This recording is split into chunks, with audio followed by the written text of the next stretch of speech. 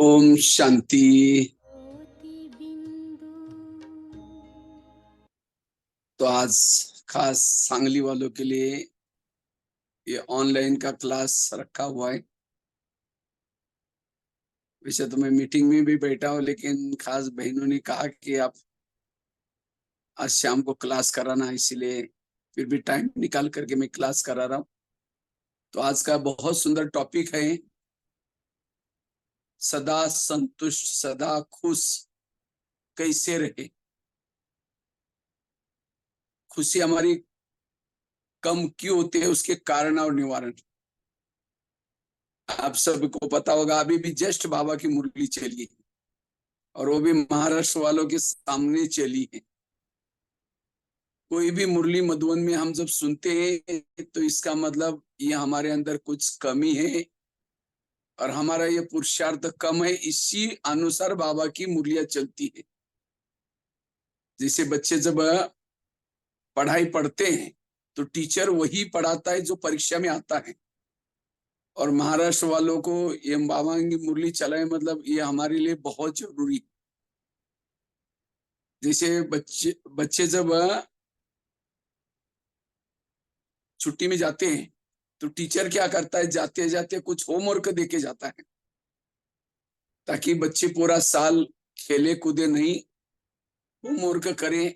और जब दोबारा जब स्कूल चालू होता है अगले सत्र में, तो टीचर क्या करता है, पहले दिन पढ़ाता नहीं, लेकिन जो पिछले बार जो दिवाली के समय जो होमवर्क दिया था वो किसने किसने किया, वो टीचर क्या करता है, एक एक बच्चे को सामने बुला करके चेक करता है।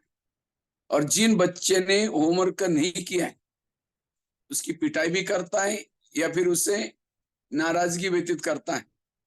उसको टीचर की दुआई नहीं मिलती, कहते तुम तो ऐसे ये करोगे। इसी तरह ये बाबा भी हमारा एक टीचर है, सुप्रीम टीचर। अभी 6 महीना, अगला सीजन चालू हो जाएगा तब तक 6 महीना हम बीच में है। तो 6 महीने के लिए बाबा ने अभी होमवर्क दिए।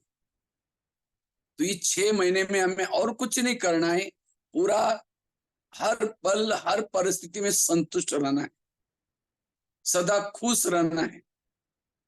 और जब अगले बार जब बाबा आएंगे, कई बार जब जिस दिन बाबा आने वाला होता है उसी दिन कई भाई बहन हमारे पास आते हैं, कहते हैं भाई साहब कल बाबा आएगा, आप क्या पुरुषार्थ करना चाहिए।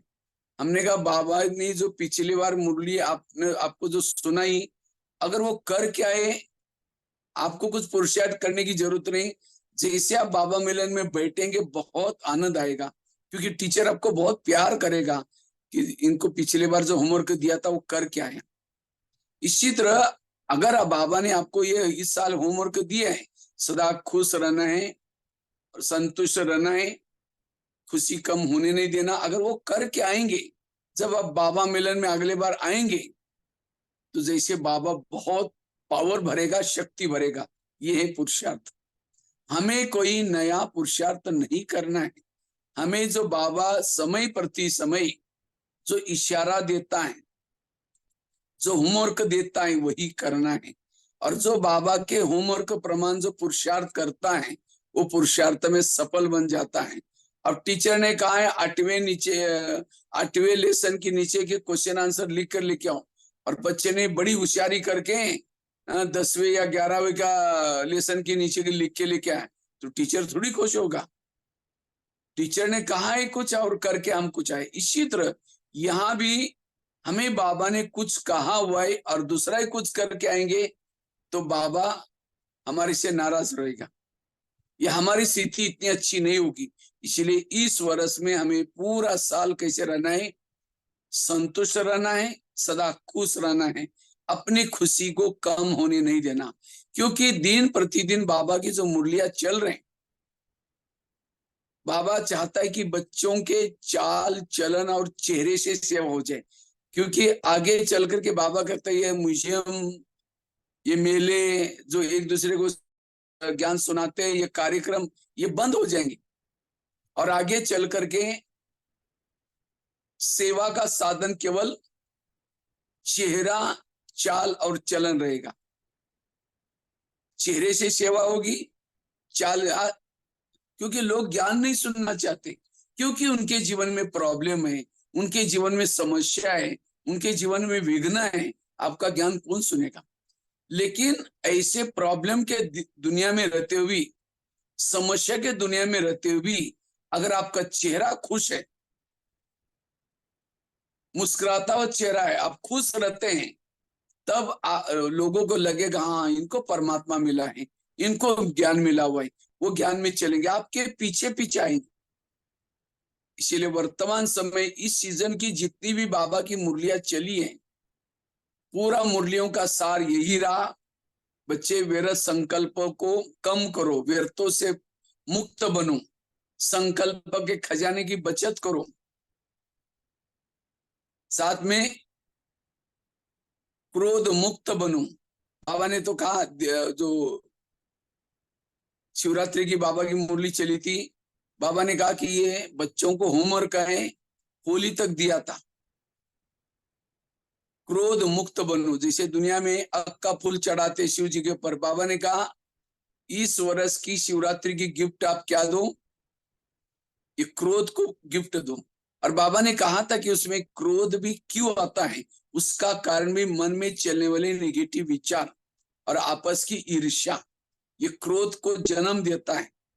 और अब लास्ट की जो मुरली बाबा की, सदा खुश रहो, सदा संतुष्ट रहो, ये मुरली थी।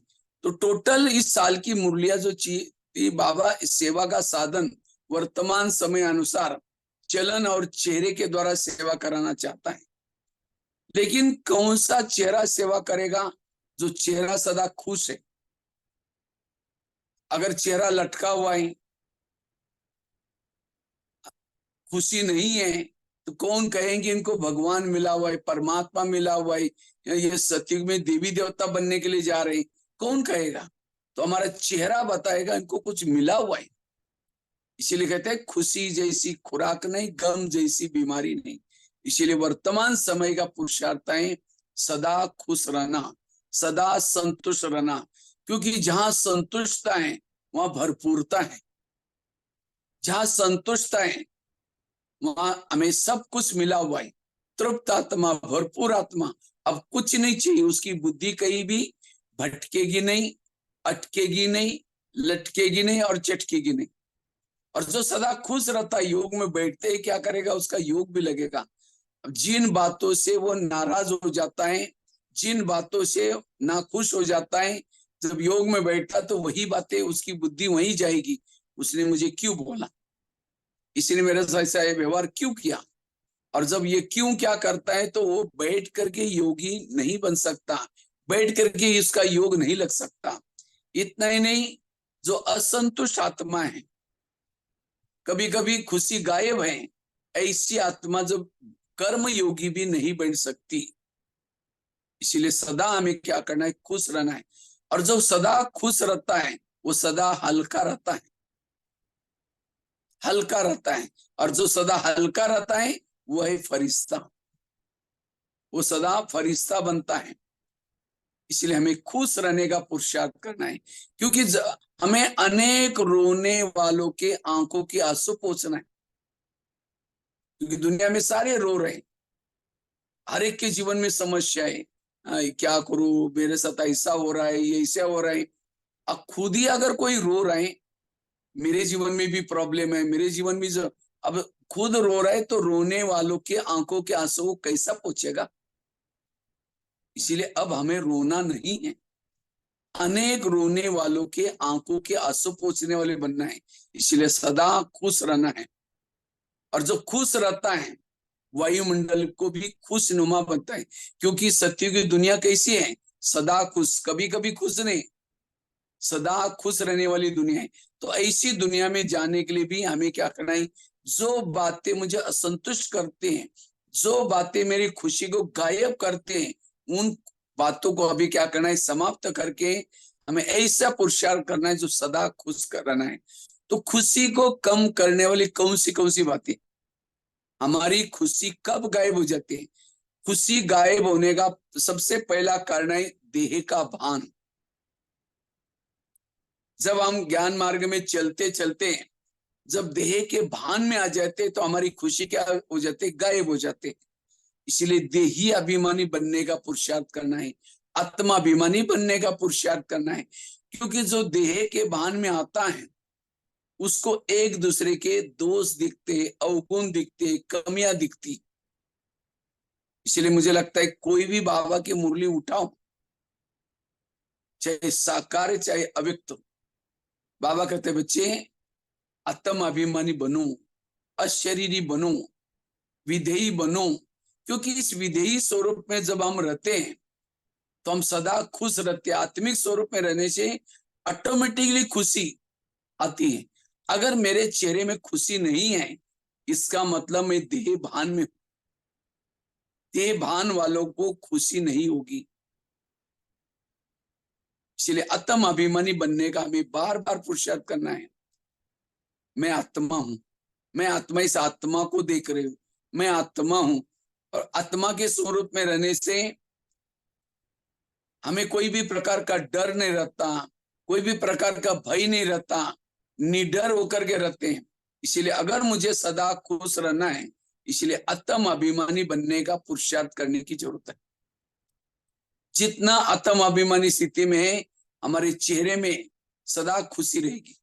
आजकल दुनिया में क्या करते हैं लोग, खुश होने के लिए क्या करते हैं, लाफिंग क्लब में जाते हैं, हाथ ऊपर करके हाँ हाँ हाँ हाँ करेंगे, घर में आते हैं उनका चेहरा डाउन हो जाता है। क्यों, देह भान में। इसीलिए अल्प प्राप्ति के कारण खुश रहना वो कुछ समय के लिए, लेकिन मेरी सदा खुशी बनी रहे, इसीलिए मुझे क्या करना है, मुझे सदा आत्मिक स्वरूप में रहना है, अशरीरी स्थिति में रहना है।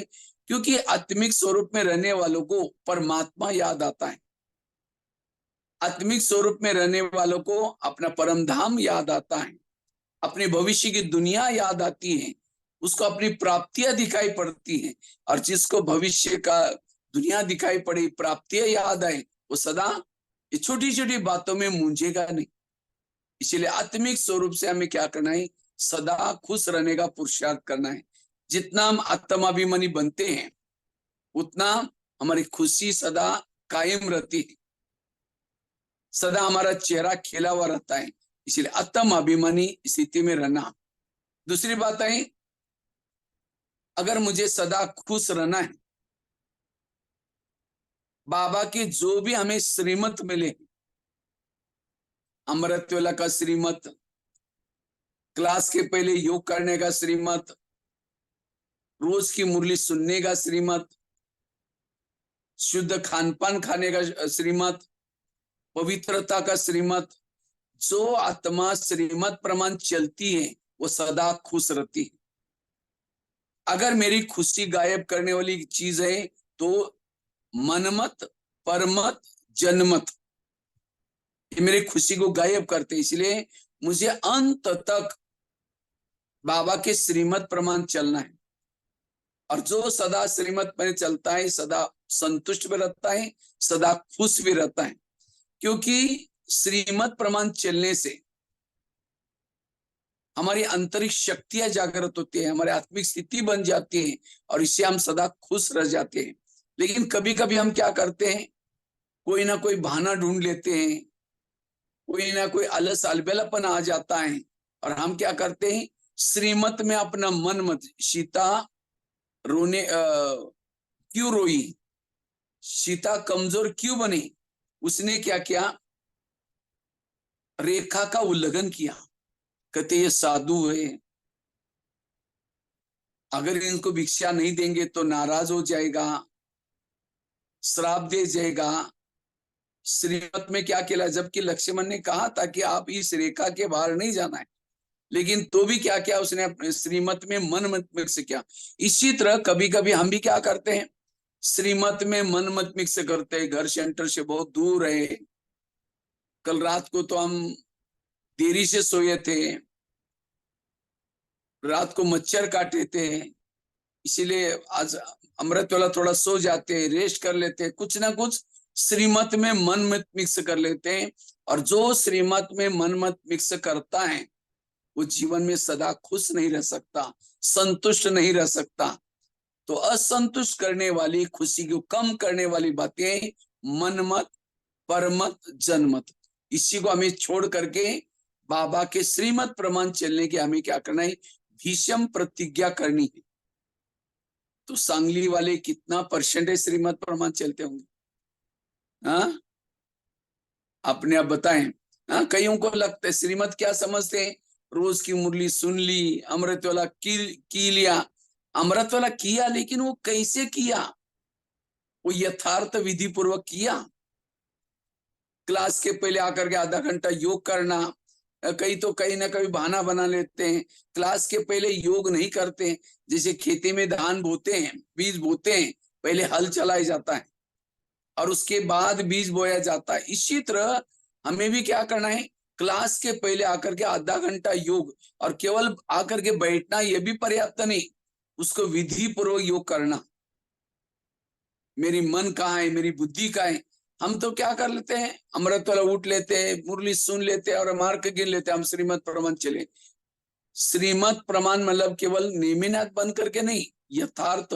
हर श्रीमत हमें क्या करना है, यथार्थ प्रयोग में करना है। जैसे किसी ने हिंदी में शब्द लिख दिया, मैं शांति सागर की संतान हूं, और शांति वाली मात्रा मराठी वाली मार दी, पीछे वाली मार दी, ती की मात्रा पीछे वाली मार। जो हिंदी वाला पढ़ने वाला उसके ऊपर क्या करेगा, क्रॉस कर देगा, गलत है। क्योंकि हिंदी में लिखा जाता है शांति की मात्रा पहली आती है, वो पढ़ने में तो ठीक है, मैं शांति सागर की संतान हूं, लेकिन ग्रामेटिकल मिस्टेक है। इसी तरह हमने अमृत वाला कर्म किया, उठे, लेकिन कैसे बैठे थे, आंखें बंद है, बुद्धि रूपी आंख भी बंद है, झुटका लगाते योग किया, आधे मार्क उसके कट हो गए। केवल उठे थे, उसने मार्क मिल गए। अब मुरली तो सुन ली, लेकिन मुरली के पहले आधा घंटा योग ही नहीं किया। मुरली सुनी लेकिन सुनने तक रही, वो सारा दिन धारण किए ही नहीं, उस प्रमाण चले नहीं, तो भी उसके मार्क कट हो गए।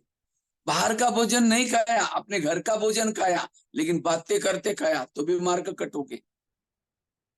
तो ये है श्रीमत की गहराई, और जो श्रीमत के गहराई में जाता है वो सदा खुश रहता है, सदा भरपूर रहता है, संतुष्ट रहता है। इसलिए हमें हर श्रीमत यथार्थ प्रयोग में लाना है। हर श्रीमत, मैंने सेवा तो की, उसके अंदर मैं पन आया, मैंने की, मैंने किया, मेरे को फिर पूछा ही नहीं, पूछा नहीं, ये पूछ पूछ की पूछ।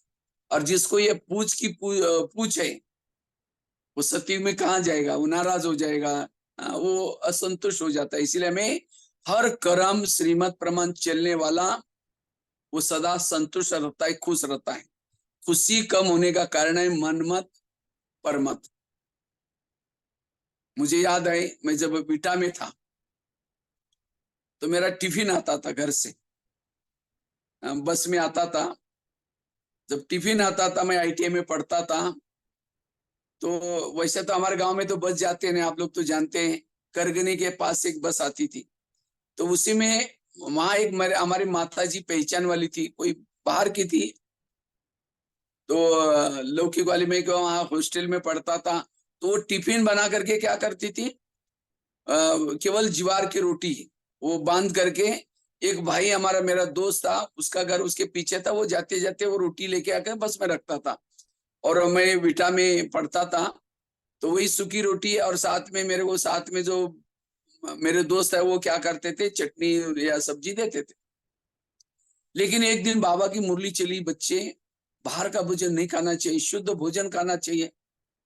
तो मैंने सोचा था मैं तो श्रीमत का उल्लंघन कर रहा हूँ, तो ये तो ठीक नहीं।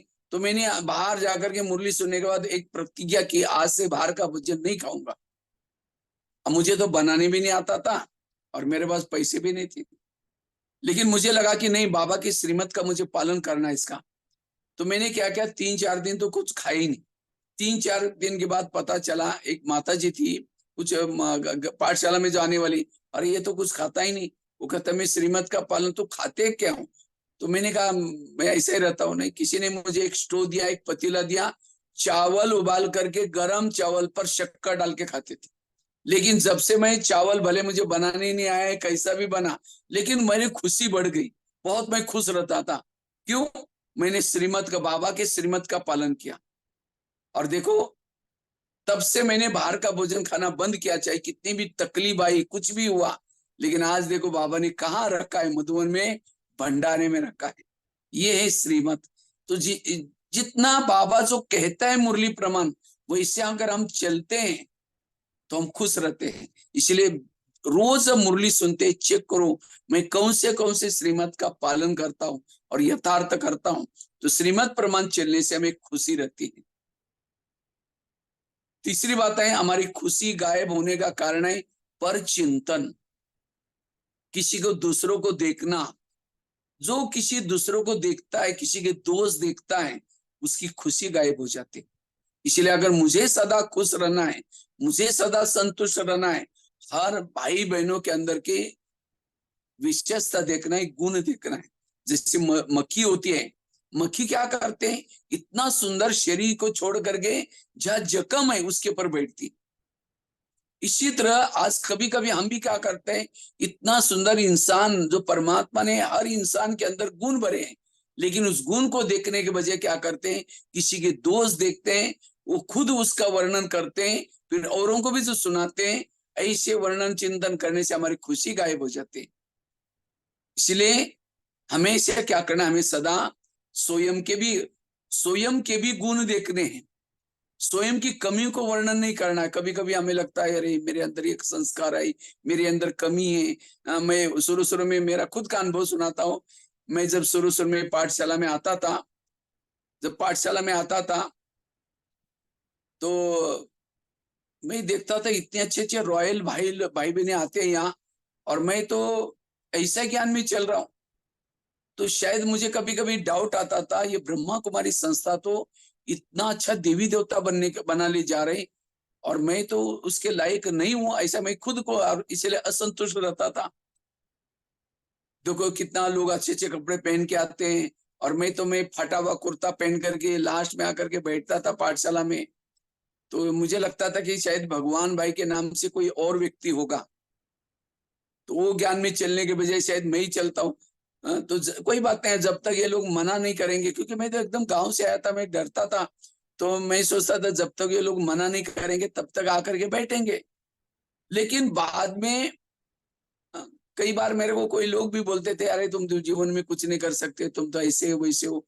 लेकिन मैं कभी कभी फिर बाद में जब मैंने सोचा, नहीं, बाबा ने मुझे चुना हुआ है, बाबा ने इतना अच्छा मुझे लौकिक वालों ने नाम भी दिया है, तो जरूर कुछ ना कुछ विशेषता है। बाबा ऐसे वैसे को नहीं चुनता। और जब मैं अपने खुद के अंदर बाबा ने चुना हुआ है, भगवान कभी गलत नहीं हो सकता, जब ये करने लगा तो फिर मैं सदा खुश रहने लगा, सदा संतुष्ट रहने लगा।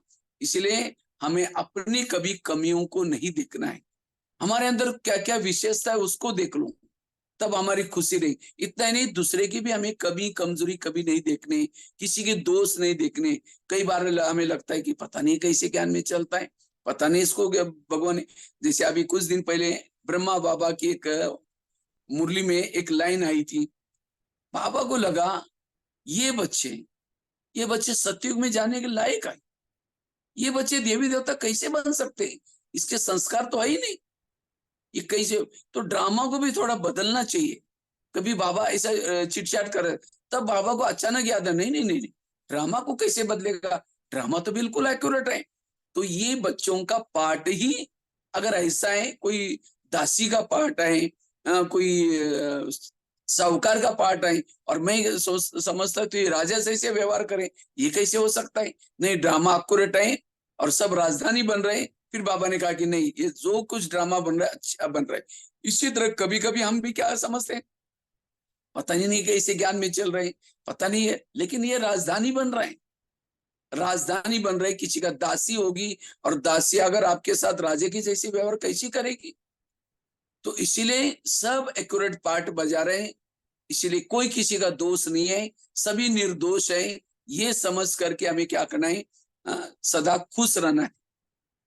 किसी ने गाली भी दी तो क्या समझो, गाली नहीं दी, देखो इन्होंने कितना अच्छा पार्ट बजाया, क्योंकि ये दुनिया के नाटक है, और इसी नाटक में सभी को अपना अपना स्क्रिप्ट मिला हुआ है। जिसे नाटक बजाते ना, जब हम लोग बचपन में देखते थे, हमारे गांव में नाटक चलता था, तो नाटक के पहले जो जो पार्ट बजाने वाले उसको सिलेक्ट करते थे और उनको लिखत में देते थे, भाई तुम्हारे। तो जब भी रास्ते में चलते थे, उसी डायलॉग को जो डायरेक्टर ने दिया है उसको ये करते रिपीट करते रहते थे, ऐसे बोलते रहते थे। और जैसा नाटक चालू हुआ तो जैसे वो पार्ट दिया हुआ वैसे बजाते थे। अब समझो किसी को गाली देने वाला पार्ट है और जिसको गाली मिल रहा है वो कहेगा भाई तुम स्टेज पर ये ऐसा नहीं करना, मेरे इंसल्ट हो जाएगा। वो कहेगा मैं क्या करूं भाई, मुझे ऐसा स्क्रिप्ट में मिला हुआ है। इसी तरह संसार भी एक बहुत बड़ा नाटक है और इसी नाटक में हर एक का अपना अपना स्क्रिप्ट है। पति की स्क्रिप्ट अलग है, बच्चे की स्क्रिप्ट अलग है, पड़ोसनी की स्क्रिप्ट अलग है। तो सबकी जैसी स्क्रिप्ट है, सब पार्ट बजा रहे। इसलिए कोई किसी का दोष नहीं है, सभी निर्दोष है। ये समझ करके अगर हम हर एक की बातों को लेकर के व्यवहार करेंगे तब कभी भी हमें असंतुष्ट नहीं होंगे।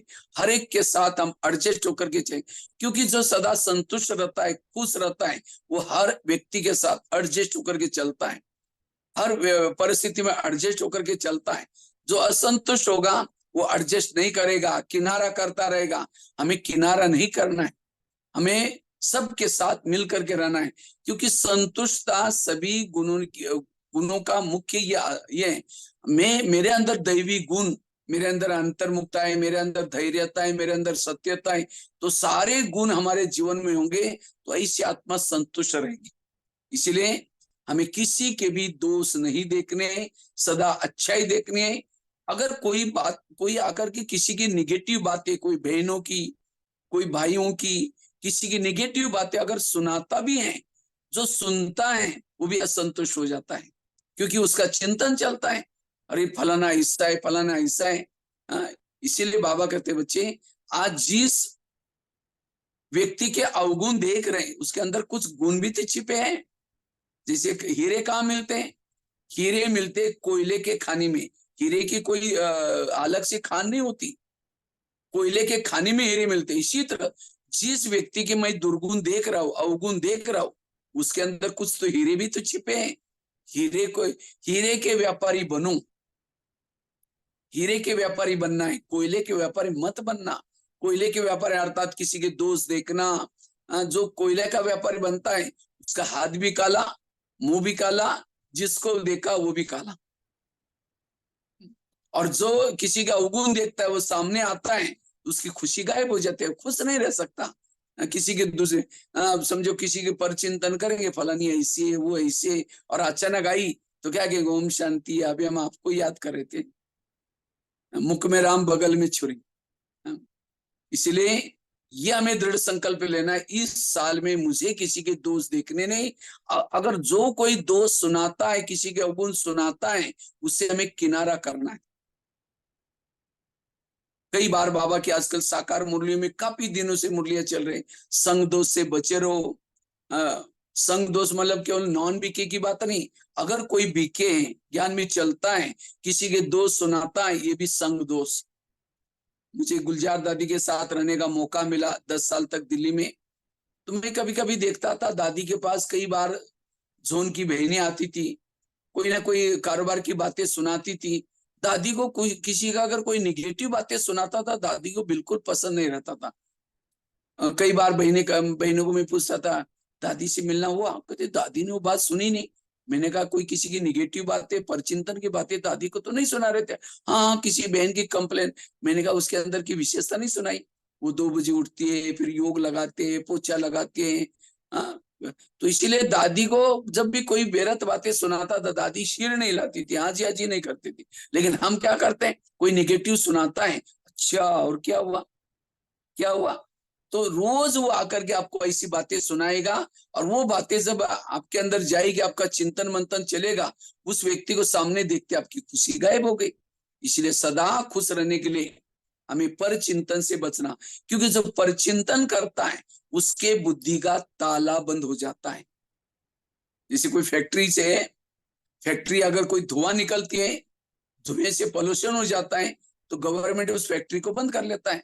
इसी तरह हम भी अगर परचिंतन का धुआं निकालेंगे तो बाबा देखेंगे सांगली के कौन सी फैक्ट्री से आ रहा है, हाँ? कौन ये कर रहे हैं, तो उसके बुद्धि का ताला बाबा क्या कर देगा, बंद कर। मुश्किल से हमारा ताला खोला हुआ है। हमने भक्ति मार्ग में जाकर के मंदिर में कहते थे, हे भगवान मेरा ताला खोलो, मेरा ताला खोलो, और बाबा ने ताला खोल दिया, फिर धुआं निकालना शुरू करेंगे। तो उसे पॉल्यूशन हो जाएगा, वायुमंडल खराब हो जाएगा, फिर बुद्धि को ताला। और जिसके बुद्धि का ताला बंद है वो खुश नहीं रह सकता। उसको ना परमधाम दिखता है, ना परमात्मा दिखता है, ना योग लगता है। वो सदा क्या करता है, दोष देखता रहता है, अवगुण देखता रहता है, उसकी खुशी गायब। इसलिए अगर मुझे सदा खुश रहना है, ये अंडरलाइन करना है, मुझे किसी के दोष देखने नहीं, मुझे किसी के अवगुण देखने नहीं, क्योंकि बाबा ने सिलेक्ट किया हुआ, बाबा हर बच्चा बाबा ने सिलेक्ट किया हुआ है। भगवान की सिलेक्शन तो गलत नहीं हो सकती। इसलिए सदा पर चिंतन से बचना। पहली बात कौन सी सुनाई, अगर मुझे सदा खुश रहना है, मुझे आत्मा का अभ्यास करना है, मैं आत्मा हूं, स्मृति में रहना है। जितना आत्मा की स्मृति में रहेंगे सदा खुश रहेंगे, क्योंकि जो आत्मा की स्मृति में रहता है उसकी निशानी है, वो मान अपमान निंदा स्तुति से भी परे रहता है। उसको किसी के भी दोष दिखाई नहीं पड़ते आत्मा की स्मृति में रहने वालों को। तो ये आत्मा का अभ्यास करने से सदा खुश रहेंगे। दूसरी बात बताएं, हर श्रीमत को यथार्थ पालन करने से क्या हो जाएंगे, सदा खुश रहेंगे। हर श्रीमत का हमें पालन करना है। और खास तो जो क्लास के पहले आधा घंटे का योग जरूर हमें करना है। सवेरे सवेरे जो ये 3 चीजें करता है, अमृतवेला अच्छी करता है, क्लास के पहले आधा घंटा योग करता है, मुरली ध्यान से सुनता है, ये 3 चीजें जो सवेरे करता है, उसकी सारा दिन खुशी बनी रहेगी। और सारा दिन में से कोई एक चीज को भी आपने मिस किया, अमृतवेला अच्छी नहीं किया, तो खुशी गायब हो जाएगी। इसलिए श्रीमत का पालन।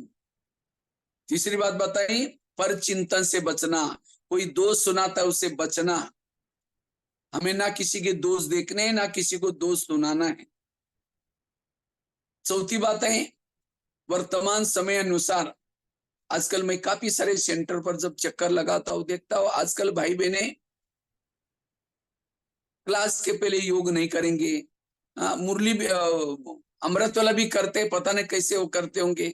अगर जो पुरुषार्थी ये 3 चीजें करता है सवेरे सवेरे, मैं खुद ही देखा मेरे जीवन में भी, मैं 3 बातों का आजकल अटेंशन दे रहा हूँ। अमृतवाला का योग, क्लास के पहले योग, और साथ में रोज की मुरली सुनना। ये 3 चीजें करने से हमारी सवेरे सवेरे हमारी स्थिति पावरफुल बन जाते, शक्तिशाली बन जाते। और जैसे ट्रेन का इंजन जब स्टेशन से चलाते हैं उस समय थोड़ी मेहनत लगती है, और जब एक बार वो इंजन चालू हो गया, तो फिर केवल पटरी पर रखने का ध्यान रखता है ड्राइवर। इसी तरह जिन्होंने सवेरे सवेरे ये 3 चीजें किया, अमृतवेला अच्छी की, क्लास के पहले योग किया और मुरली को ध्यान से सुना, उसकी सारा दिन खुशी बनी रहेगी। कोई भी पहाड़ जैसी बातें आएंगी तो भी उसे संकल्प विकल्प नहीं चला सकता।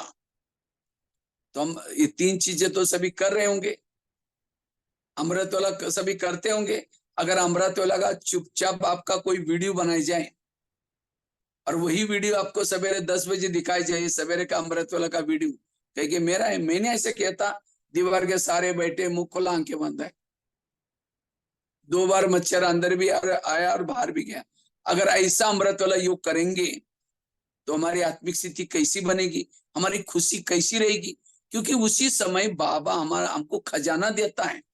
अब जिसने खजाना ही नहीं लिया, भले उठा है लेकिन खजाना ही नहीं लिया, वो खुश कैसे रहेगा। फिर कई कहते हैं मैं अमृतवेला तो उठता हूँ, लेकिन फिर भी पता नहीं कि खुश क्यों नहीं रह सकता। अमृतवेला उठते हो लेकिन कैसे बैठते हो। इसीलिए अमृतवेला में क्या, समझो कोई घर में मेहमान आया, और जब मेहमान आने से पहले, मेहमान तो बहुत बड़ा व्यक्ति है, लेकिन आपके घर में आया, आने से पहले दरवाजे खिड़की लगा करके सो जाओ, वो बेल बजा रहे, घंटी बजा रहे, दरवाजे नहीं खोलो, कैसा लगेगा। इसी तरह हम भी क्या करते हैं, सवेरे सवेरे बाबा को पुकारेंगे, मीठे बाबा, प्यारे बाबा, आप आ जाओ, हम आपसे बातें करनी, पुकारेंगे, बातें करनी, सो जाएंगे, आंखें भी बंद, स्थूल आंखें भी बंद, बुद्धि रूपी आंख भी बंद। अब बाबा को तो पुकारने के बाद बाबा तो सामने आता है, लेकिन आंखें बंद है, बाबा शक्ति पावर कहां से देगा। इसीलिए अमृत वेला हमें आंखें खोल करके बैठना है, केवल स्थूल आंखें भी नहीं, बुद्धि रूपी आंख भी खोल के रखना है। और मुझे कौन मिलने के लिए आया है? स्वयं परम धाम से बाबा मिलने के लिए आए। बाबा मेरे भाग्य में लिख रहे हैं। जैसे रात को 2 बजे ट्रेन जा रहे हैं और जो चाय वाला, चाय बेचने वाला चाय चाय करके झुटका लगाता है, वो बिल्कुल अलर्ट होकर के चाय बेचता है। उसको पता है कि अब ये ट्रेन आएगी तो मुझे 50 रुपए मिलेंगे चाय बेचेंगे, एकदम अलर्ट होकर के चाय बेचता है। इसी तरह अमृत वेला बाबा हमें क्या करता है, मेरे भाग्य में लिखता है। और भाग्य में लिखता है एक जन्म की प्राप्ति एक दिन के अमृत वेला होती। अब उस समय हम अपना टाइम पे सो करके उठेंगे तो सही, आंखें बंद करके बैठेंगे बुद्धि रूपी। जिन्होंने अमृत वेला ही किया नहीं, जिसे भाग्य में लिखा ही नहीं कुछ, उसको खुशी कैसी रहेगी? इसीलिए इस वर्ष में हमें ये अमृत वेले के ऊपर अच्छी तरह अटेंशन देना है। उसके बाद अमृत वेला करके फिर बाद में क्लास के पहले जाकर के योग करना है। क्लास के पहले जाकर के योग करने से सेंटर का वायुमंडल अच्छा बनेगा। कोई और आए या ना आए, लेकिन हमें जरूर क्या करना है, जाकर के सबसे पहले जाकर के बैठना है। हम क्या करते देखते, फला नहीं आता, वो नहीं आता, बहनें भी नहीं बैठती, हमें किसी को दूसरों को नहीं, मैं ही करूंगा, मैं मुझे प्राप्ति होगा। इसीलिए रोज क्लास के पहले आधा घंटे का हमें क्या करना है, योग करने का पुरुषार्थ करना है। क्योंकि जब हम क्लास में योग करके बैठेंगे, हमारी मन बुद्धि एकाग्र हो जाती है। और एकाग्र बुद्धि से जब मुरली सुनेंगे, उस समय हमारी आत्मिक स्थिति बन जाती है। आज मेरे जीवन में क्या ऐसे माया किस रूप से आने वाले हैं, ये सब हमें पता चलता है। और उसके बाद फिर मुरली को ध्यान से सुनेंगे, तब जाकर के 3 चीजें जो ये ब्राह्मण करते हैं, उनको सदा खुशी रहती, उसकी खुशी कहीं भी गायब नहीं होती। इसलिए इन 3 बातों के ऊपर विशेष हमें अंडरलाइन करना है इस साल में, तब हमारी खुशी बनी रहेगी। तो कितनी बातें बताए, एक तो अमृत, एक तो आत्मिक स्थिति, दूसरा बात बताए श्रीमत का पालन, तीसरा बात बताए परचिंतन से बचना, चौथी बात है 3 चीजों की कमी। एक अमृत वेला हम ठीक नहीं करते, क्लास के पहले योग नहीं करते, और मुरली ध्यान से नहीं सुनते। आजकल तो कई तो ऑनलाइन में सुनेंगे, ऑनलाइन से भले सुनो, जैसे बच्चे स्कूल में जाते हैं और उसके बाद जब फुर्सत में टाइम होता है तो ट्यूशन लगाते हैं। इसी तरह हमें भी क्या करना है, जब फुर्सत है अलग से कोई क्लास सुनकर सुनो, बाकी रेगुलर की जो मुरली है वो सवेरे आकर के क्लास में सुनना है। और जो क्लास में संगठन में आकर के जो सुनता है, उसकी खुशी बढ़ जाती है। कई कहते हैं नहीं, रिक्शा में आना पड़ता है, स्कूटी में आना पड़ता है, पेट्रोल डालना पड़ता है, इसीलिए थोड़ा खुद घर में सुनेंगे तो वही मुरली सुने। और फिर कई क्या करेंगे, आज उस बहन की मुरली सुनेंगे, कल कोई और बहन की जिनका आवाज अच्छा है उनका सुनेंगे, लेकिन आपकी हाजिरी नहीं लगेगी। याद रखना, आजकल यूट्यूब के अंदर भी माया छिपी हुई है। ऐसे कई कई ग्रुप बने, और वो ग्रुप वाले ऐसी कोई बातें आपके सामने आएंगी, आपको संशय बुद्धि बन जाएंगे, कुछ हो जाएगा। इसीलिए मुश्किल से बाबा मिला हुआ है।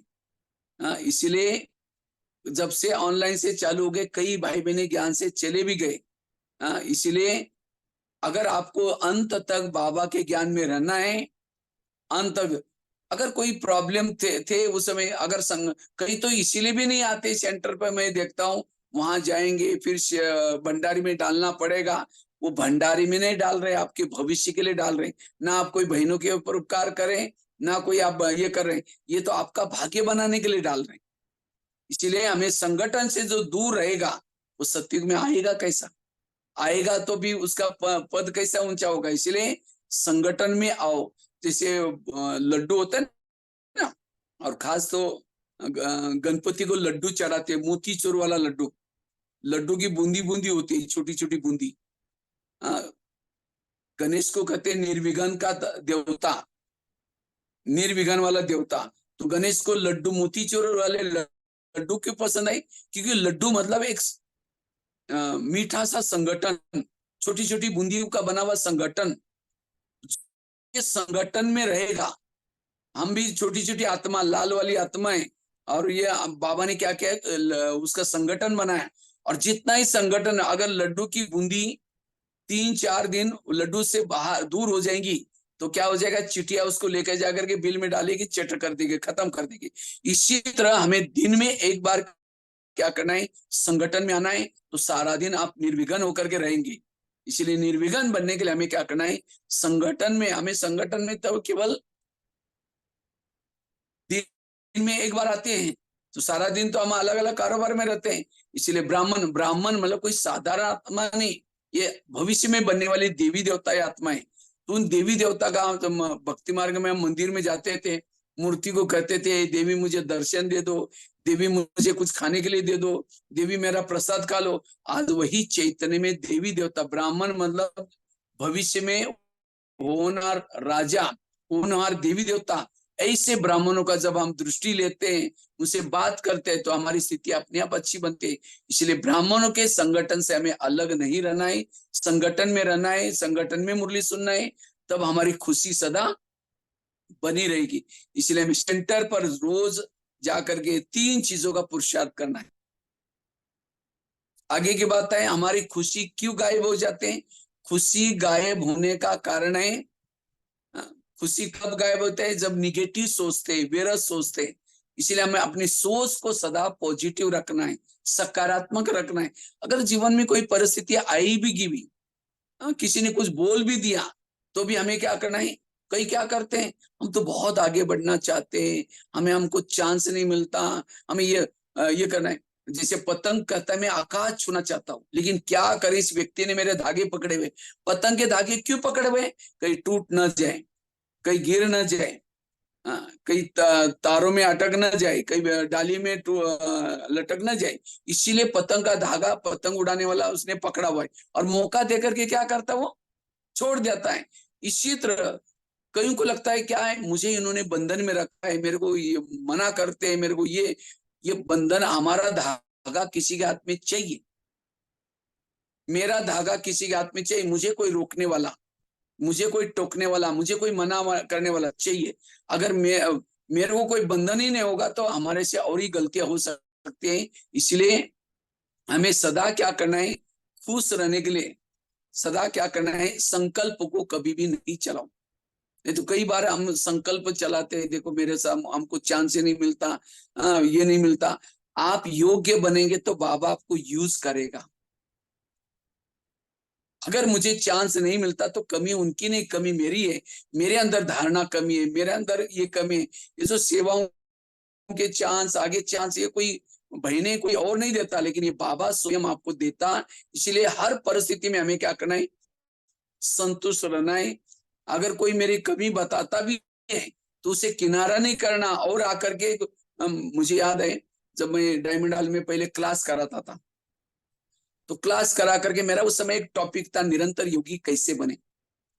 तो वो क्लास सभी को बहुत अच्छा लगता था। मैं जब क्लास करके डाइनिंग हॉल में जाता था, तो कई भाई लोग मेरे से चिढ़ाते थे, अरे बोला तुम वही एग्जाम्पल दिया, वही तुमने वही टॉपिक के ऊपर क्लास किया।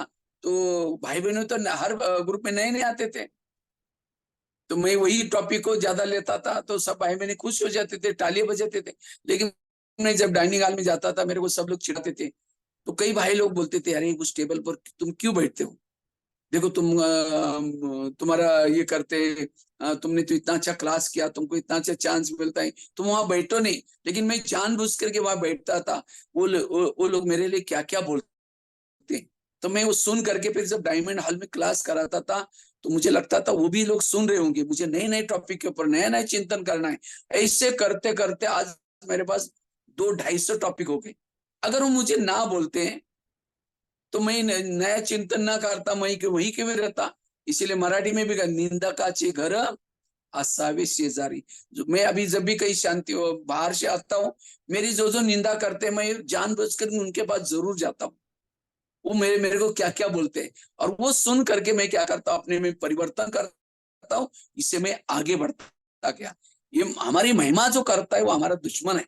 महिमा कौन क्यों करता है, क्योंकि उसको कुछ काम निकालना पड़ता है। हम ऐसे नहीं है तो भी कहता तुम तो बहुत अच्छे हो, तो हमारी वहां रुक जाती। इसीलिए हमें सदा क्या करना है, सीखते रहना है, सदा आगे बढ़ते जाना है। इसलिए कभी भी हमें निगेटिव नहीं सोचना अपने, हमेशा आप पॉजिटिव रहो। पॉजिटिव वाला खुश रह सकता है, निगेटिव वाला कभी खुश अगर निगेटिव कोई बातें आती भी है, उस निगेटिव को क्या बना दो, पॉजिटिव बना दो। बुराई को भी अच्छाई में बदल दो। किसी ने गाली भी दी, क्या समझो, गाली नहीं दी, मेरे पर गुलाब का फूल डाल दिया। जो संगम युग में गाली देगा, द्वापर युग में रोज आपके मूर्ति के सामने आकर के क्या करेगा, गुलाब का फूल चढ़ा देगा। तो भगत चाहिए क्या नहीं चाहिए? जिस दिन किसी ने गाली दी, योग में बैठेंगे बाबा को, बाबा आज अपने बहुत अच्छा भगत भेजा था, बहुत अच्छा फूल डाल के गया, आपका बहुत बहुत धन्यवाद, कल भी किसी को भेज देना। तो आपको कोई गाली भी देगा तो भी आपको कोई उसका असर, आपकी खुशी गायब नहीं। अपना रिमोट कंट्रोल किसी के दूसरे के हाथ में नहीं दो। हम क्या करते हैं, दूसरा जब महिमा करते हैं, समझो कोई बहनों ने आपको कहा कि अरे भाई तुम कितने अच्छे हो, तुम बहुत अच्छे हो, तुम कितनी अच्छी सेवा करते हो, हमारा गुब्बारा फूल गया। जब योग में बैठेंगे बाबा कमरे में, वो बाबा का याद आएगा, वो बहन जी ने की भी महिमा ही याद आएगी, बाबा तो भूल जाएगा।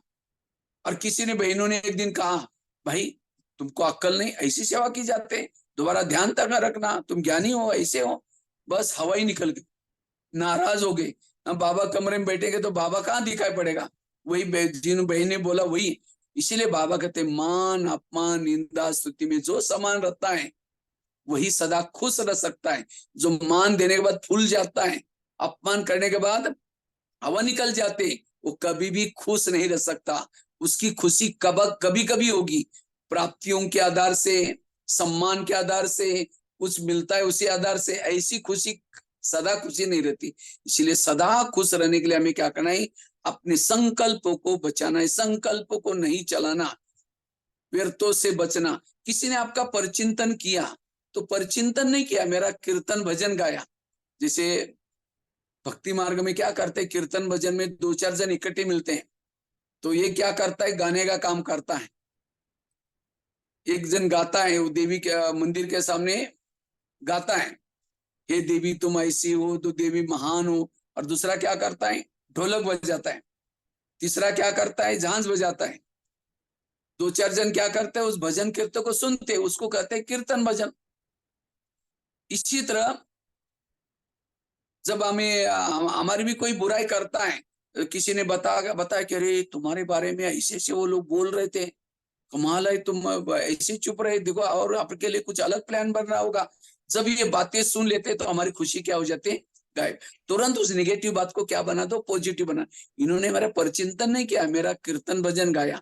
जो संगम युग में आपको ये कहे वो ये है ही ऐसी, वो द्वापर में जब आपका मंदिर बनेगा, मूर्ति बनेगी, उसी समय उस मंदिर के सामने जिन चार पांच लोगों ने संगम युग में आधा घंटा तक परचिंतन किया था, ये चार पांच लोग उसी शहर में जन्म लेगा जहां आपका मंदिर बनेगा। और जिसने कहा था कि वो ही है इसी, वो क्या कहेगी, हे देवी तुम बड़ी महान हो। और जिसने हाँ में हाँ मिलाया था वो क्या करेगा, ढोलक बजाएगा। हाँ, जिसने हाँ बीच में वो तो ऐसी करते तो ताल बजाएगा। जिन्होंने कुछ बोला नहीं था, उन्होंने केवल वो बातें सुन करके भावना बिगाड़ दी थी। जिसका परचिंतन सुना उसके लिए वो क्या करेंगे, कीर्तन भजन सुन करके आपके लिए भावना अच्छी बनेगी। तो कीर्तन भजन मंडल वाली चाहिए ना। जिस दिन किसी ने आपका परचिंतन किया, योग में बैठेंगे बाबा को, बाबा आज अपनी बहुत अच्छी भजन मंडली भेजी थी, उन्होंने बहुत अच्छा भजन किया, आपका बहुत बहुत धन्यवाद, किसी को भेज देना। तो इसी तरह निगेटिव को क्या बना दो, पॉजिटिव। जो निगेटिव को पॉजिटिव बनाता है वो व्यर्थों से मुक्त है, वो सदा खुश रह सकता है। इसलिए खुश रहने के लिए हमें क्या करना है, निगेटिव परिस्थिति को पॉजिटिव बना करके अपने संकल्प को बचाना है। और लास्ट की बात है, क्योंकि मुझे भी मीटिंग में जाना है इसलिए मैं थोड़ा शॉर्ट में कर रहा हूं। खुशी गायब होने का कारण क्या है, क्रोध, गुस्सा। जब कभी कभी हम गुस्सा करते हैं, हमारा खुशी क्या हो जाते हैं, गायब हो जाते हैं। और गुस्सा क्यों आता है, गुस्से का कारण है, जैसे कुकर के ऊपर गैस रखेंगे, गर्म होता है, गर्म गैस के ऊपर कुकर रखेंगे तो क्या होता है, कुकर गर्म होता है, गर्म होते होते होते सीटी मारना शुरू करता है। इसी तरह हम भी क्या करते हैं, ये क्यों करता है, इसने मेरे साथ ऐसा क्यों किया, ये मेरे साथ ऐसी क्यों करते हैं, ये क्यों क्यों। जब हम निगेटिव सोचते हैं तब जाकर के नफरत आती है, जिसने ऐसा किया उसके लिए नफरत आती है, घृणा आती है, फिर औरों को सुनाएंगे। और धीरे धीरे फिर क्या होता है, गुस्से का, गुस्सा एक दिन से नहीं आता, गुस्सा कई दिनों से जब निगेटिव सोचेंगे, इसीलिए बाबा ने कहा शिवरात्रि की मुरली में कहा ना, ये क्वेश्चन है ना, ये क्वेश्चन टेढ़ा होता है। वो क्वेश्चन लगाने कितना टेढ़ा, और लास्ट में टेढ़ा क्वेश्चन मार्क करके लास्ट में क्या लगाते, बिंदी लगाते। इसी तरह हम आपस में मिल करके क्या करते हैं, वो ऐसा है, फलानी ऐसा है, वो ऐसा है, ऐसा करके लास्ट में कहते ठीक है, जो करेगा सो भरेगा, ड्रामा, हर एक का पार्ट अपना अपना है। कहते लास्ट में तो बिंदी तो लगाई, अब इतना सारा टेढ़े रास्ते में गए, आधा घंटा तक टाइम तो वेस्ट हो गया ना। उसी समय अगर बूंदी लगाती, कोई सुनाता है, नहीं नहीं हर एक का पार्ट अपना है, छोड़ दो, अपने को क्या लेना देना, उसी समय बिंदी लगाते हैं, तो इतना सब वायुमंडल खराब हो गया, उस सामने वाले को भी भावना बिगाड़ दी, आपका टाइम भी वेस्ट हो गया, ये कितना बड़ा घाटा हुआ। इसलिए ऐसा जो निगेटिव सोचता है, मेरा सोचता है किसी के बारे में, उसको गुस्सा आता है, और ये 1 सेकंड का गुस्सा की कमाई हमारी चट करते, और जो गुस्सा में रहता है वो कभी भी खुश नहीं रह सकता। अंदर कुछ निगेटिव भरा हुआ है, खुश नहीं रह सकता।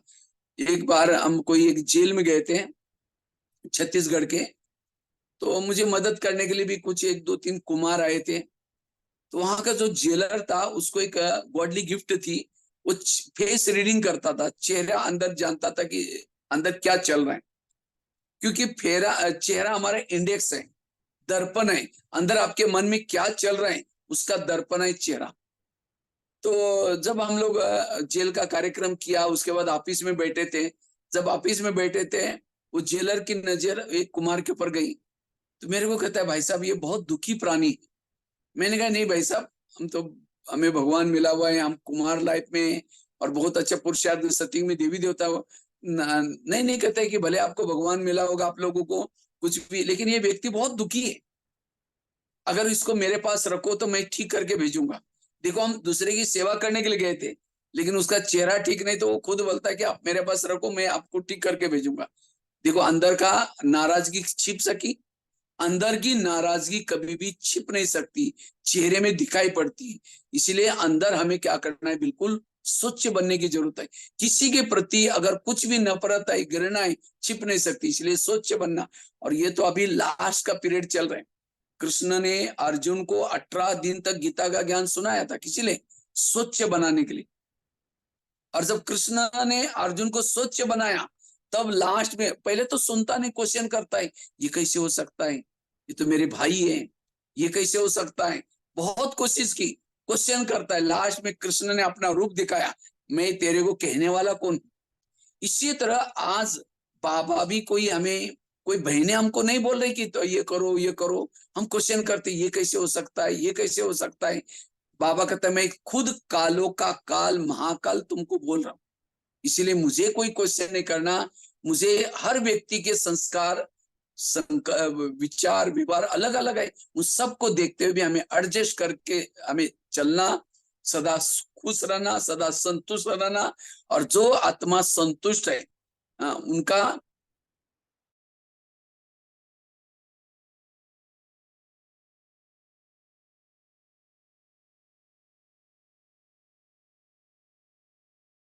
संकल्प निगेटिव चलने से, संकल्प से हमारे शब्द बनते हैं, संकल्प से हमारी वृत्ति बनती है, संकल्प से हमारी दृष्टि बनती है, संकल्प से हमारा व्यवहार, सारा खेल है संकल्प का। अगर मेरे संकल्प ही निगेटिव है तो मेरा सब कुछ, इसीलिए मुझे सवेरे जो मुरली चलते हैं उस प्रमाण मुझे संकल्प चलाना है।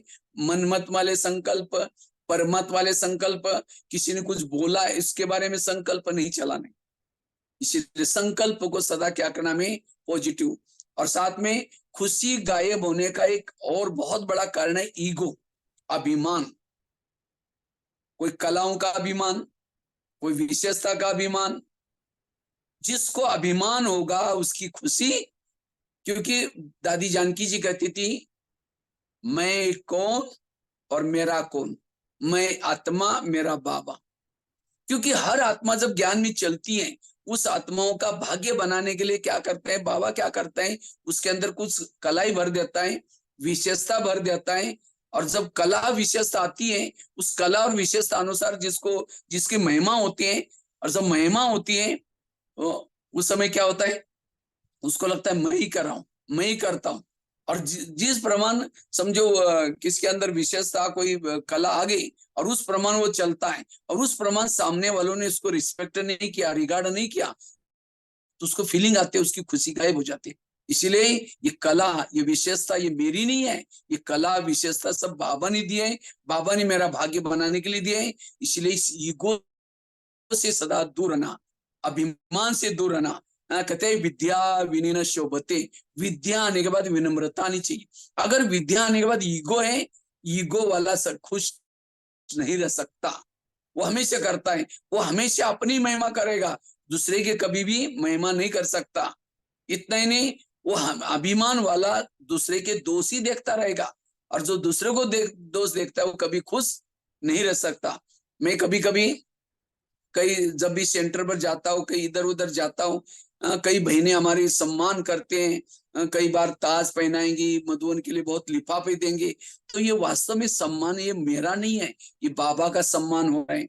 बाबा ने मेरे अंदर, बाबा ने तो मेरे पर इतना बड़ा उपकार किया, कितना सुंदर मुझे बाबा ने नाम ही दिया। जब मैं लौकिक माता जी को पूछा था, माता जी आपने भगवान भाई ये नाम क्यों रखा?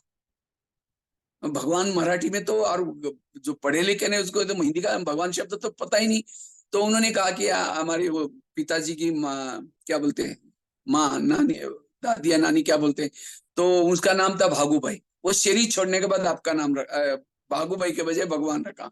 देखो बाबा ने मेरे उतना अच्छा नाम भी दिया और इतना सारा विशेषता दी कि कई बार मैं जब शुरू में जब कभी सोचता था मैं तो मधुबन निवासी नहीं बन सकता हूँ, मुझे तो कुछ भी नहीं आता। कई बार हमारी बहनें भी याद दिलाते थे, आप तो कुछ नहीं कर पाओगे। लेकिन सचमुच बाबा ने इतनी सारी विशेषता भर दी। आज देखो क्लास कराने की विशेषता, खाना बनाने की विशेषता, कंप्यूटर चलाने की विशेषता, कितनी सारी विशेषता बाबा ने बोर्ड लिखने की विशेषता। तो ये विशेषता बाबा की देन है, मेरा नहीं है। इसीलिए कभी इसकी अगर महिमा भी होती है, क्योंकि जो ग्लानि को सहन नहीं करता, जो महिमा को स्वीकार करता है, वो ग्लानि को सहन नहीं कर सकता।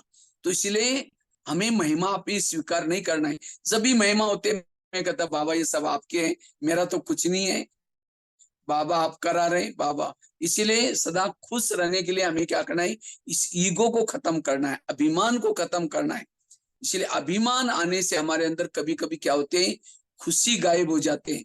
इसीलिए सदा नम्रचित होकर के रहना। अभी भी हम कई बार सेंटर पर जाते हैं, स्लीपर में जाऊंगा, एकदम रिक्शा करके सीधा उनके सेंटर पर जाऊंगा, तो कई बार बहनें कहते हैं भाई जी, मैं बोला बहन जी ऐसा है, हम उसी गरीबी से आए, हम ऐसे ही चलते हैं, हम कोई तो उनको, तो इसीलिए हम कभी कभी अगर मुझे लगा कि वाह मैं मधुबन निवासी हूँ, मैं तो बहुत अच्छा क्लास कराता हूँ, अगर ये मेरा अंदर, ये तो नहीं, मैं आत्मा हूँ। दो प्रकार की मैं है। एक तो मैं मधुबन निवासी हूँ, मैं इतना अच्छी क्लास कराने वाला हूँ, मैं लेक्चर कराने वाला हूँ। अगर इस कॉन्शियस में रहेंगे, उस प्रमाण सामने से पूछा नहीं, सम्मान नहीं किया, तो फीलिंग आएगी, मेरी खुशी गायब हो जाएगी। इसीलिए मैं कभी ये नहीं याद रखता हूँ कि मैं मधुबन निवासी हूँ, मैं अच्छा क्लास कराता हूँ। ये मैं आत्मा हूँ, मैं आत्मा अनेक आत्माओं को ज्ञान सुनाने के लिए जा रहा हूँ। ये सब बाबा मेरे साथ में, ये सदा याद रखता हूँ। इसीलिए हमें कोई पूछा न पूछा कोई भी फर्क नहीं पड़ा। नहीं तो पूछ ये मैंपन एक प्रकार की पूछ है, और जिसको ये अभिमान की पूछ है वो सतयुग में नहीं आ सकता। पूछ वाले लोग कहाँ होते हैं, त्रेता युग में। इसीलिए राम के जितने भी पीछे भगत होते हैं, पीछे से पूछ है। क्यों? संगम युग में उन्होंने मैंपन को नहीं छोड़ा, अभिमान को नहीं छोड़ा। और अभिमान वाला आत्मा कितना भी आगे बढ़े, कुछ भी करे, लेकिन उसके चेहरे में खुशी सदा नहीं होगी। इसीलिए हमें निरहंकारी होकर के रहना है, चेक करना है मेरे अंदर किस प्रकार का अभिमान है, इस अभिमान को छोड़ करके नम्रचित होकर के रहना है। और लास्ट की बात है, अगर मुझे सदा खुश रहना है, कर्मों की घुरी गति को समझ करके चलना है।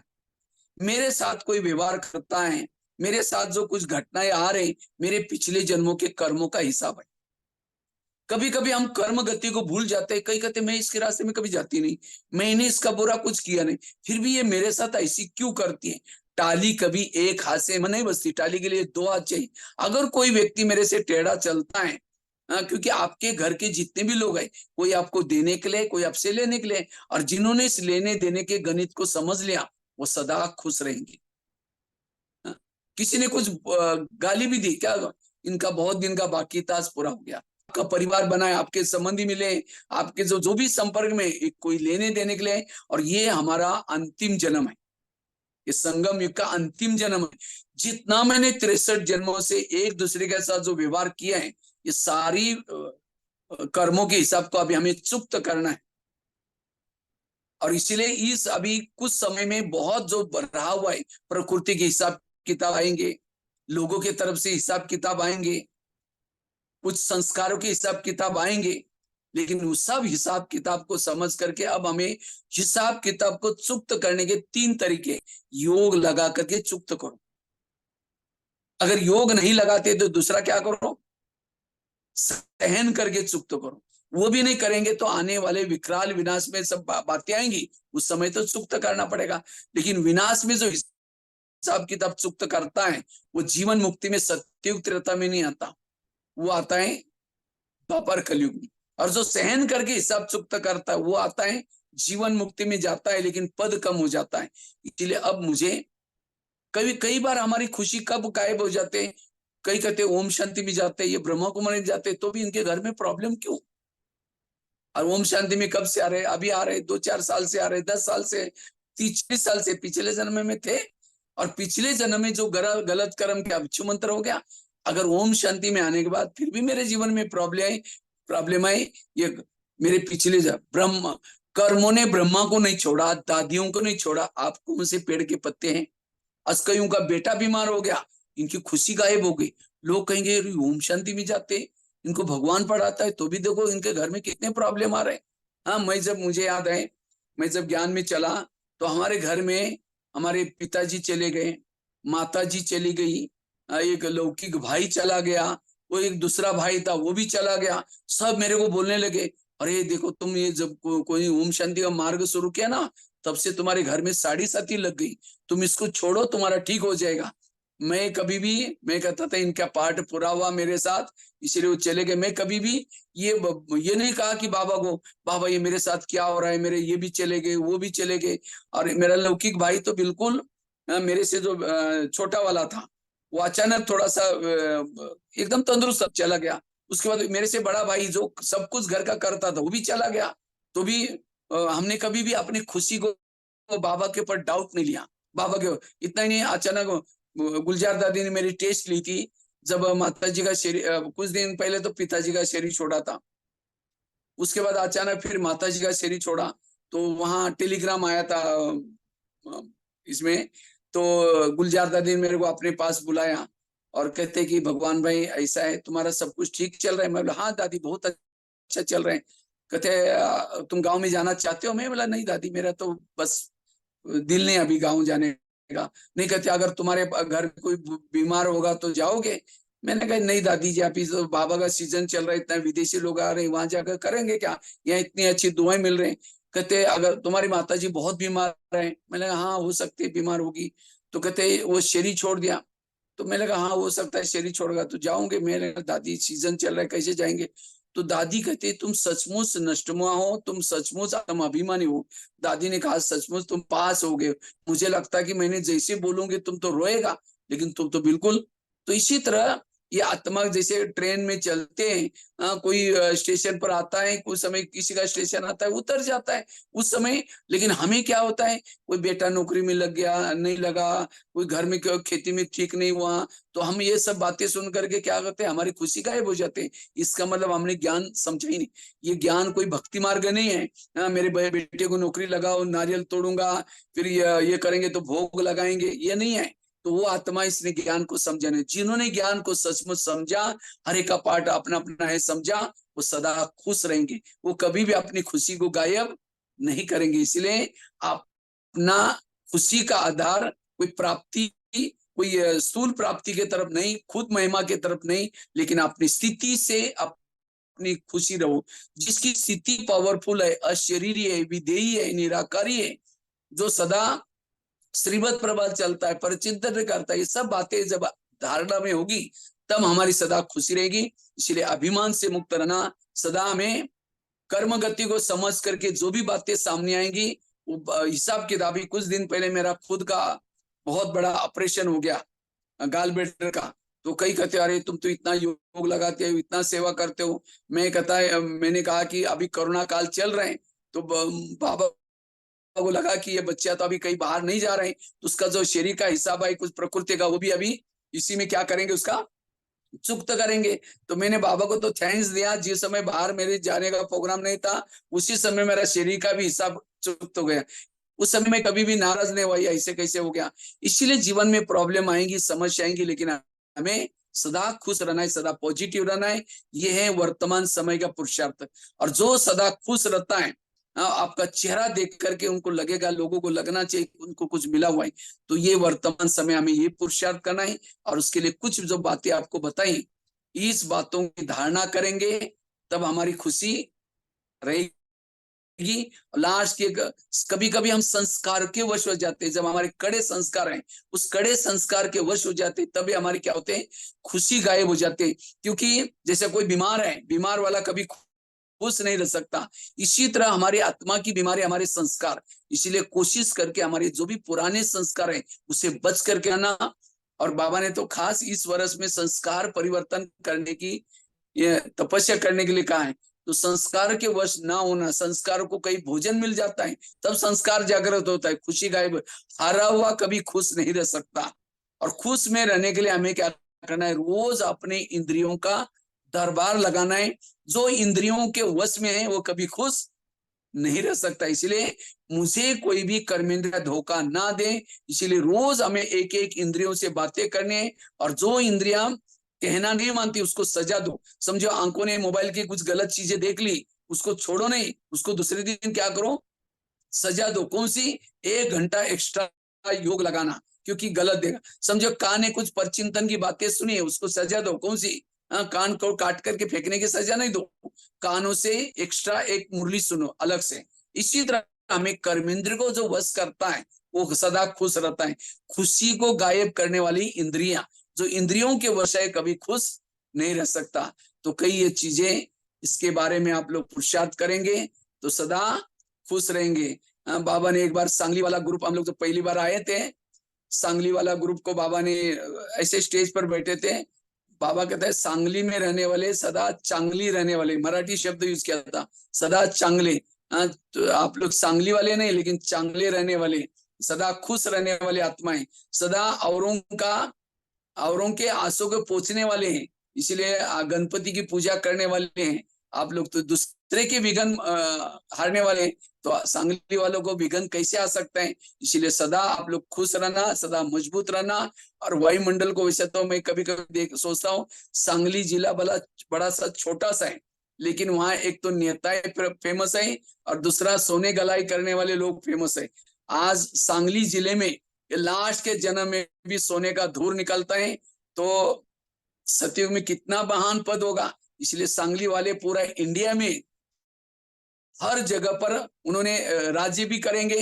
हर जगह पर उनका बहुत बड़ा, मुझे लगता है कोल्हापुर जिला है और दूसरे जिले, उनके हर प्रदेश में हर जगह पर लोग नहीं मिलेंगे, लेकिन सांगली के हर जगह पर लोग मिलते हैं। तो सांगली में बहुत लोग छिपे हुए अच्छे रतन है, लेकिन कभी कभी ऐसी बातें आती तो हम क्या करते हैं, भूल जाते हैं, और पर चिंतन पर दर्शन संगम युग के महत्व को भूल जाते हैं। इसलिए सदा हमें क्या करना है, देखो हम भी आप लोगों के बीच में भी रह करके भी पुरुषार्थ करते करते सदा खुश रहते। जो भी, मैंने कोई क्लास नहीं किया, लेकिन मैं सदा खुश रहता था। और खुशी ने, देखो बाबा ने मुझे मधुवन के शोकेस में रखा। आज मधुवन के शोकेस में जब मैं जेल में जाता हूँ, बेचारे नाराज है, दुखी है। जब मैं कभी कभी कैदियों को जब सुनाता हूँ, देखो आप लोगों को यहाँ रखा हुआ है, क्यों रखा हुआ है, भगवान का कुछ प्रयोजन है यहाँ रखने का। क्योंकि भगवान हमारा पिता है, पिता कभी भी बच्चों का बुरा नहीं करता। हो सकता है 2021, 22, 23, 24 आपके लिए कोई बाहर खतरा था, इसीलिए वहां से उठा कर यहाँ रखा हुआ है। और बड़ी बड़ी दीवार बना करके सिक्योरिटी गार्ड रखे ताकि कोई एमराज में आकर के आपका कुछ बुरा न कर सके। उनके जो चेहरे लटके रहते हैं, एकदम दुखी होते हैं, जब ये बातें सुनते इतनी तालियां बजाते हैं, उनके चेहरे खिल जाते हैं। इसी तरह हमें अनेक जो रोने वाले हैं, तनाव में आने वाले, दुखी हैं, उनको हमें क्या करना है? खुश करना है। इसलिए हमें सदा खुश रहना है और औरों को तनाव से मुक्त बनाना है, सदा पॉजिटिव बनाना है। ये हमें सेवा करनी है। इसलिए हमें जो बाबा ने होमवर्क दिया है, इस होमवर्क को इस साल करके अगले बार जब आएंगे, सांगली वालों के सबके चेहरे कैसे दिखना चाहिए? एकदम खुशनुमा, सदा संतोष, और ये पुरुषार्थ करके आना है। ठीक है? ओम शांति।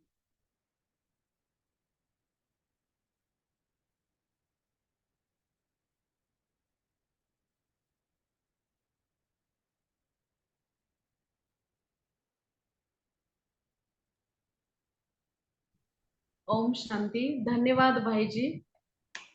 पंख ही काफी नहीं है आसमानों के लिए, पंख ही काफी नहीं है आसमानों के लिए, हौसला भी चाहिए ऊंची उड़ानों के लिए। बाप दादा के लाल हो आप कई हजारों में, बाप दादा के लाल हो आप कई हजारों में, कोटों में कोई हो आप धरती के चैतन्य सितारों में, तब तो स्वयं भगवान भी रखता है आपको अपनी निगाहों में। धन्यवाद भाई जी, आपके अनुभव युक्त वाणी से सभी को ज्ञान रत्नों से इतना भरपूर कराया। अमृत वेले का महत्व, अमृत वेला कितना अलर्ट होके करना चाहिए। मुरली के पहले भी योग का क्लास भी कितना जरूरी है, और मुरली क्लास में आके कैसे ध्यान पूर्वक सुनना है, और परचिंतन की बातों से अपने आप को कैसे बचाना है। इस मायावी नगरी में रहते हुए, सभी के साथ में रहते हुए, महिमा को कभी स्वीकार नहीं करना, और अपने आप को कैसे सुरक्षित रखे, बहुत और खुश कैसे रहना है, उससे का भी हम सभी लाभ लेंगे। और जरूर है, हम अगली सीजन में आएंगे तो जरूर हम सभी खुश रहेंगे। ओम शांति। ओम शांति।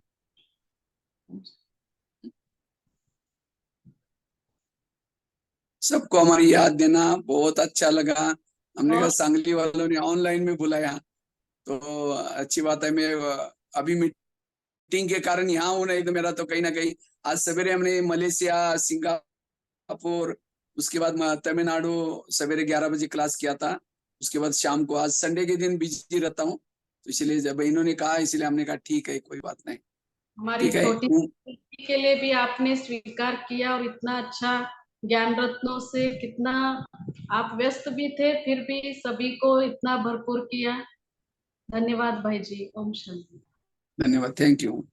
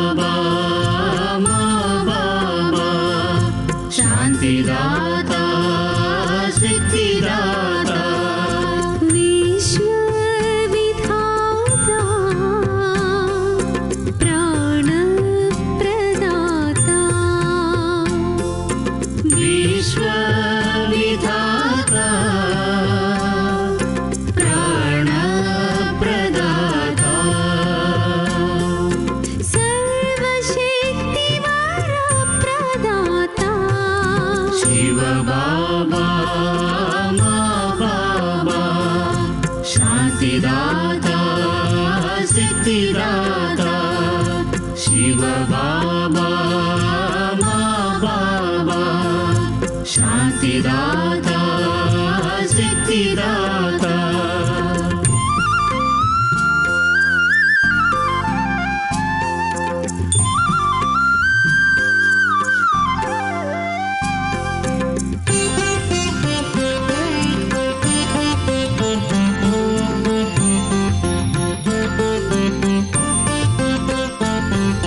शिव बाबा प्रिय बाबा सुख सागरा प्रेम सागरा शिव बाबा प्रिय बाबा सुख सागरा प्रेम सागरा मातल्लिवि नीवे मातंड्रिवि नीवे मातल्लिवि नीवे मातंड्रिवि नीवे सद्गुरु सखुडवु नीवेगा शिव बाबा प्रिय बाबा सुख सागरा प्रेम सागरा शिव बाबा प्रिय बाबा सुख सागरा प्रेम सागरा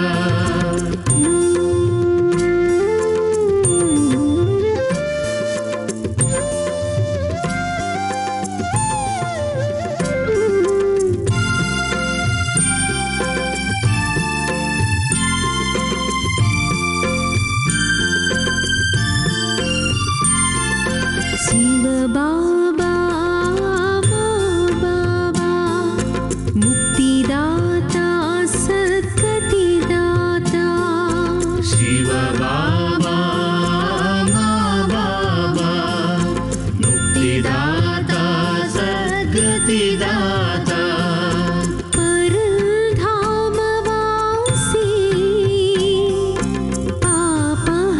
पापहरणकारी परम धामवासी पापहरणकारी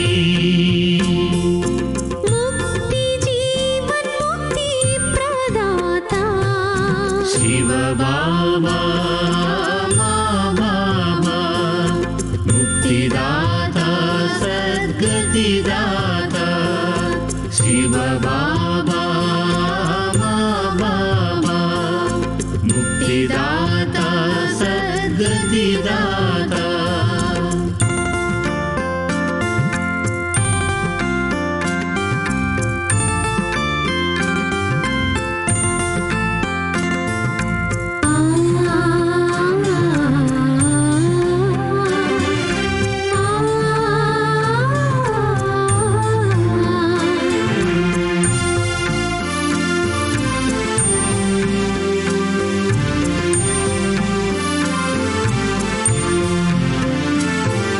शिव बाबा प्रिय बाबा दया सागरा प्राणनाथा शिव बाबा प्रिय बाबा दया सागरा प्राणनाथा दीन बंधु दयानिधि सिंधु दीन बंधु दयानिधि सिंधु जगति की मूलम नीवे बाबा शिव बाबा प्रिय बाबा